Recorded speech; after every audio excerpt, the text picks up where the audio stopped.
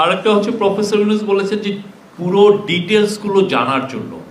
অনেক ক্ষেত্রে এই ডিটেলস এখনো আমরা মানে যেই পরিমাণ টাকা চুরি হয়েছে, যেই পরিমাণ টাকাও বিদেশে পাচার হয়েছে, এটার ফুল স্কোপটা কতটুকু হয়েছে এটা আসলে এখনো আমরা মানে যেটা জেনেছি আরো ডিটেলে জানা, কোথায় গিয়েছে টাকাটা, আসলে কিভাবে নিয়ে গেল, কোথায় গেল। এবং আজকের মিটিং একটা খুব ইম্পর্টেন্ট ফাইন্ডিংস ছিল, যেটা এনবিআর এর চেয়ারম্যান জানিয়েছেন, যে আপনারা জানেন যে অনেক ছেলে মেয়ে বিদেশে পড়তে যায়, অনেক ধনীর ছেলে মেয়ে যায়, ইভেন মিডিল ক্লাস ফ্যামিলির ছেলে মেয়েও যায়।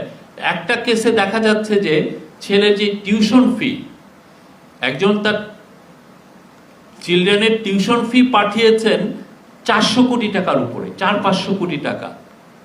মানে মানিটা লন্ডারিংটা কিভাবে হয়েছে দেখেন, মানে এটা আনবিলিভ। এটা অনেকগুলো, আমরা তো আগে জানতাম যে এটা ব্যাংকিং সিস্টেমের মাধ্যমে বা অন্য কোনো ওয়েতে, হুন্ডির মাধ্যমে বা আপনি ওভারহু ইনভয়েস বা আন্ডার ইনভয়েসের মাধ্যমে টাকাটা পাচার হচ্ছে।